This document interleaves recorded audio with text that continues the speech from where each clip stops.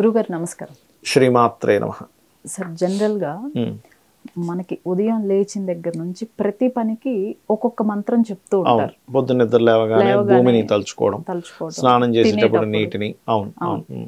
ఇలా కాకుండా మొత్తం రోజు మొత్తానికి మన కార్యక్రమం మొదలు పెట్టుకునే ముందే ఏదైనా ఒక మంత్రం ఉందా గురుగారు? ఉందమ్మా, ఉంది.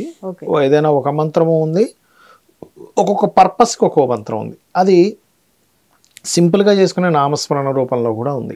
కామన్గా అందరూ ఏంటంటే నిద్ర లేవగానే కరాగ్నే వసతే లక్ష్మి అనుకుంటూ ఇలా కరమధ్యే కరమూలే అని చెప్పుకుంటాం. దాని తర్వాత భూమిని నమస్కరించుకుంటాము. ముఖం కడుక్కునేటప్పుడు, స్నానం చేసేటప్పుడు గంగ, ఆ జలాన్ని గంగగా భావిస్తాము. పూజ చేసేటప్పుడు ఒక్కొక్క దానికి ఒక్కొక్క మంత్రం ఉంటుంది. అన్నం తినేటప్పుడు ఒకటి ఉంటుంది, నిద్రపోయేటప్పుడు శివనామస్మరణ చేయాలంటారు, బయటికి వెళ్ళేటప్పుడు ఒకటి చేయాలంటారు. ఇట్లాంటివన్నీ ఉంటాయి.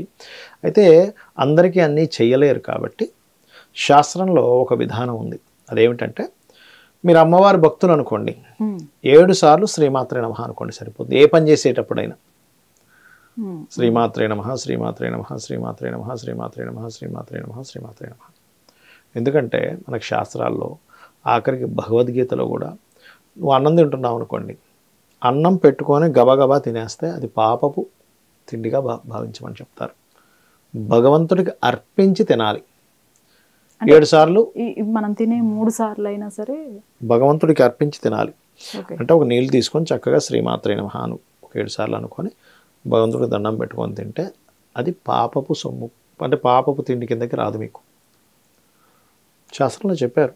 ఒక జర్నీ చేస్తున్నాము, మీరు ఒక్కరే తినేయకూడదు, ఎదురుగా వ్యక్తి ఉన్నారు, 4 బిస్కెట్లు వాళ్ళకి ఇవ్వాలి, అది మహాపాపం కింద చెప్పారు శాస్త్రంలో.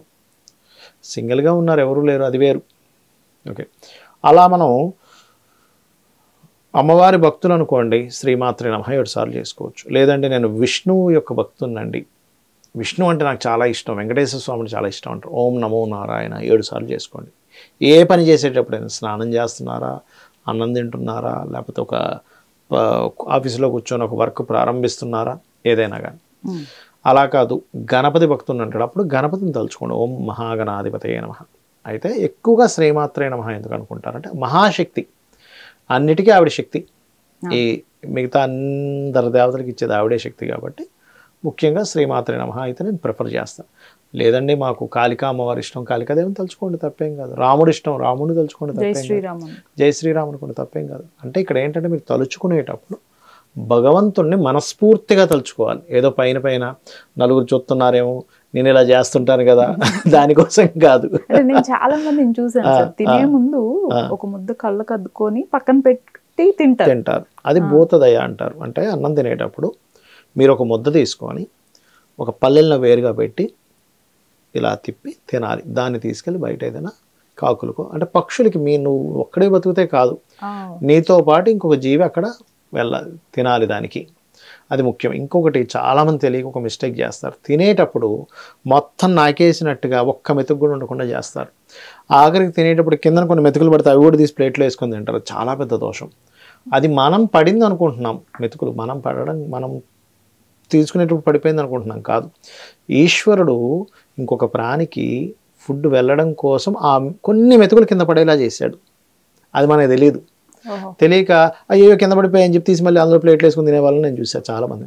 అంటే మనం వేస్టేజ్ చేస్తే ఆ వేస్టేజ్ ఎక్కడో డంప్ చేస్తారు, డంప్ చేసిన దగ్గర నుంచి ఏదో జీవికి వెళ్తుంది ఫుడ్. ఓకే, పోయిందమ్మా. అలా కాదండి, నామస్మరణలోనే ఏదైనా మనం పని చేసేటప్పుడు ఎలాంటివి ఏమైనా ఉన్నాయా అంటే, జస్ట్ నామస్మరణం. ఏదైనా అగ్రిమెంట్ చేస్తున్నాం అనుకోండి, మనం గణపతిని 7 సార్లు తలుచుకోండి. ఆ అగ్రిమెంట్ వల్ల మీకు ఇబ్బంది రాదు. ఓం మహాగణాధిపతయే నమః. దాంతోపాటు మీ ఇష్టదైవాన్ని కూడా తలుచుకోండి, 7 సార్లు ఖచ్చితంగా తలుచుకోవాలి. ఓకే, ఎందుకంటే మనకి 7 గ్రహాలు, 2 ఛాయాగ్రహాలు పక్కన పెడితే 7 నిజమైనటువంటి గ్రహాలు. 9 సార్లు జరుపుకుంటా అన్న ప్రాబ్లం ఏం, తలుచుకుంటా అన్న. అలా కాదు, మీరు ఆఫీస్లో కూర్చుంటున్నారు, నారాయణ్ని తలుచుకోండి. ఇంకొంతమందికి ప్రెగ్నెన్సీ వచ్చినప్పుడు, ప్రెగ్నెన్సీ ఆపరేషన్ థియేటర్లోకి తీసుకెళ్ళేటప్పుడు, లేదా పిల్లవాడు బాగా జన్మించాలంటే ఏం చేయాలని అడుగుతూ ఉంటారు. శ్రీమాత్రే నమః చదువు ఖచ్చితంగా, లేకపోతే దత్తాత్రేయునైనా తలుచుకోవచ్చు.